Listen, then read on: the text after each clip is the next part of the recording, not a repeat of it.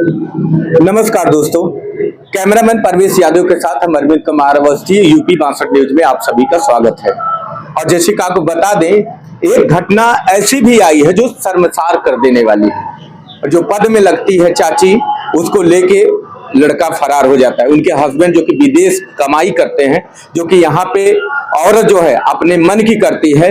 उनकी माताजी अगर इस बारे में अगर उसको लेके अगर कुछ बात करती है या उनको बताती हैं तो उनके ऊपर वार करती है, उनको मारती, झूठा उपार के भी मारती है, उनको बहुत ज्यादा प्रताड़ना करते हैं। जब उनके पति घर पे आते हैं ये सब सुनने के बाद, उनको कई बार रंगे हाथ पकड़े हैं, उसको इतना फैसिलिटी देने के बावजूद भी वो औरत अपने प्रेम प्रसंग में फंस जाती है।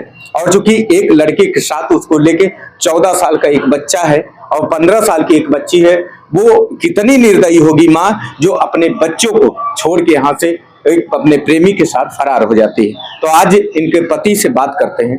तो भैया कैसे क्या हुआ था? हाँ भाई सर, नमस्कार। ऐसा हुआ सर, जब मेरा 2008 में शादी हुआ था जी। परिवार बहुत अच्छे से चल रहा था जी। बहुत अच्छी खुशी थे। मैं यहाँ पे कमाई कर रहा था। बाद में जब मेरे बच्चे हो गए जी,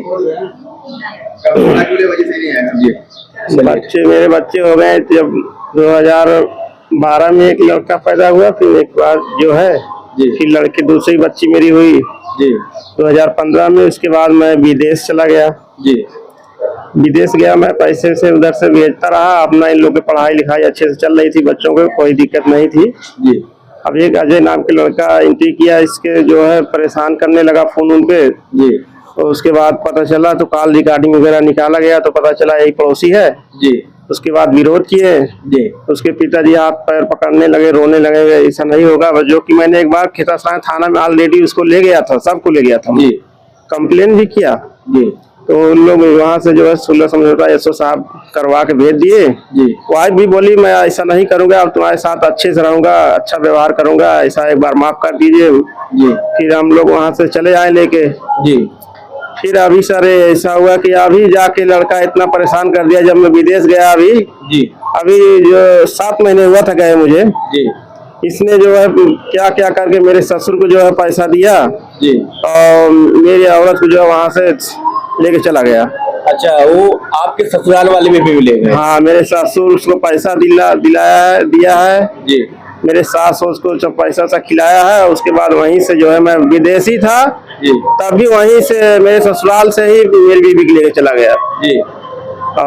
ऐसा किया उसने जी। बाद में पता चला मुझे, तो मैं वहाँ से तत्काल में जो है जून में आया जी। अप्रैल में मई में जो इन लोग जो है 9 मई की मुझे पता चला कि ये ऐसा हुआ है, तो मैं जून में जो है तत्काल में टिकट करा के वहाँ से आया। गया ससुराल पे, पूछा ससुर जी सब लोग से पूछा तो बोल रहे मैं शादी करा दिया।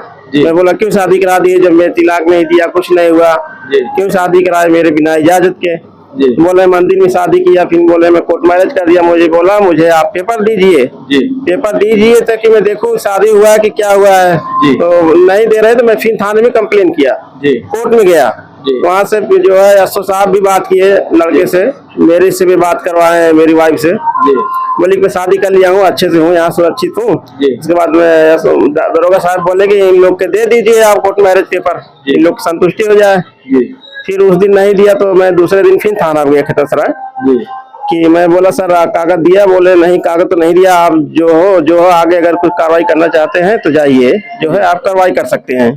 मैं कोर्ट में फिर से जो है दायर किया, एप्लीकेशन दिए, GRS करवाया, सब कुछ करवाया, तो अभी तक नतीजा जैसे कुछ हुआ नहीं, पंजीकृत नहीं हुआ। पहली बात मेरा तो ऐसे ही चल रहा है सर, अभी दौड़ रहा हूँ। तो आप क्या चाहते हैं कि पत्नी को रखना चाहते हैं या छोड़ना चाहते हैं?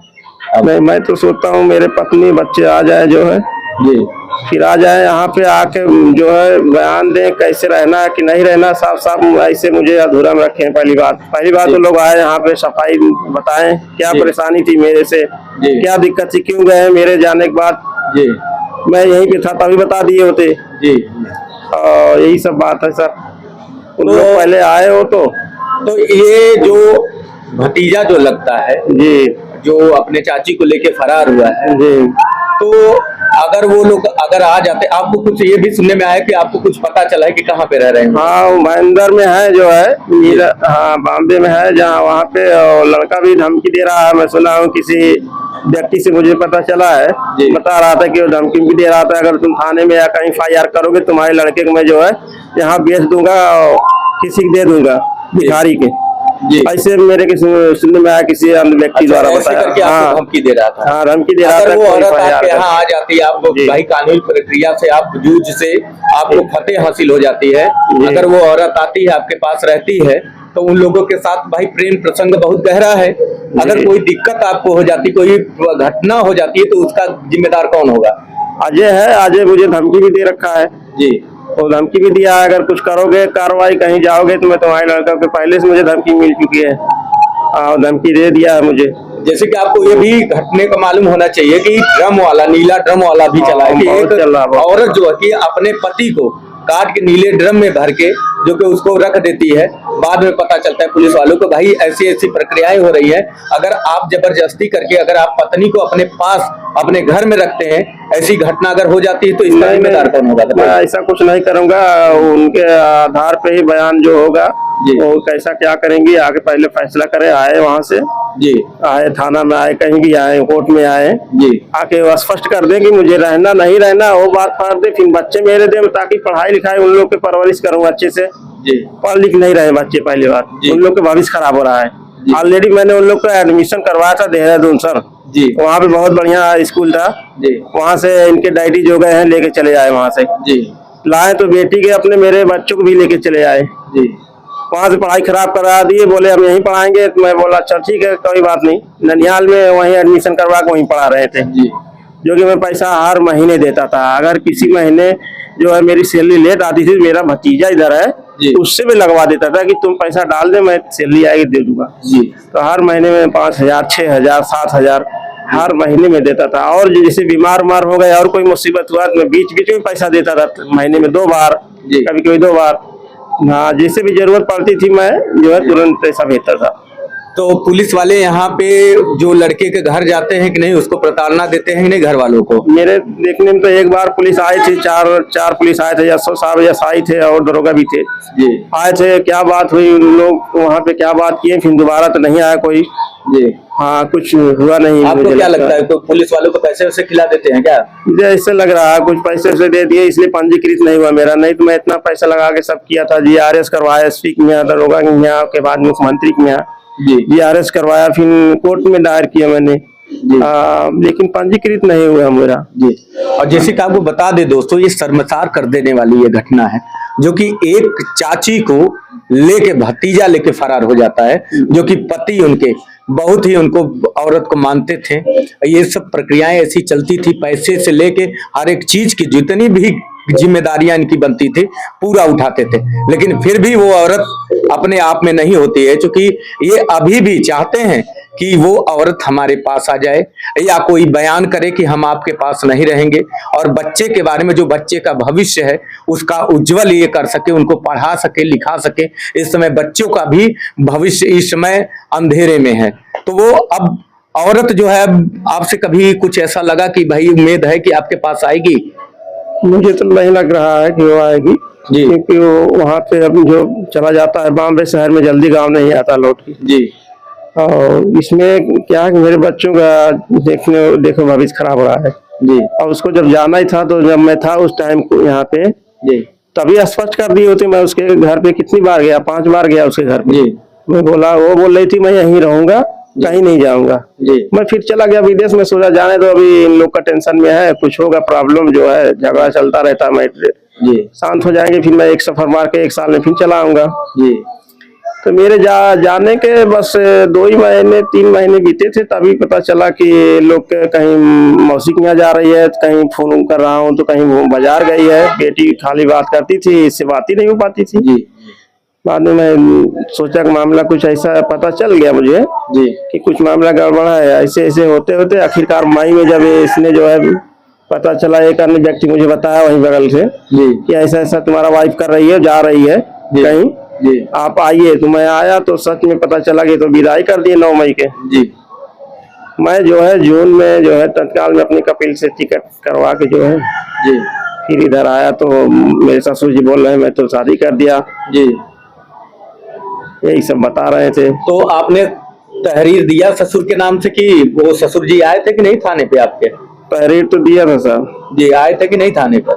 थाने पे तो अभी नहीं हुआ है जी। हाँ, जो कि मैं सबको दे दिया हूँ, सबका सास ससुर को सबका लिखवा दिया हूँ मैं। भाई स्पष्ट करिए ऐसा क्यों किए हैं मेरे साथ, पहले ही बता देते, नहीं रहना है तो मुझे जो है तिलाक करवा देते। जी। मैं अपना ये शांति आपको से कब चला पता जाता। चला इन लोगों का आपकी पत्नी का प्रेम प्रसंग का प्रेम तो पता सारा चला? ऐसा है, इन लोग ना 2014 से एक बार मैंने ऐसे जो है इन लोग को देखा था।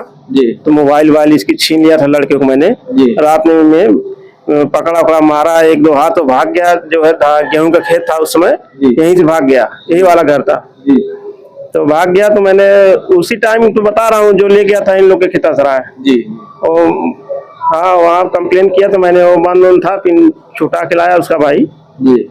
हाँ, तो फिर एक बार ऐसे वाकया हुआ, जो है मैं गया था शादी में, बारात में, तो देखा तो उसको घर में ही देखा मैंने।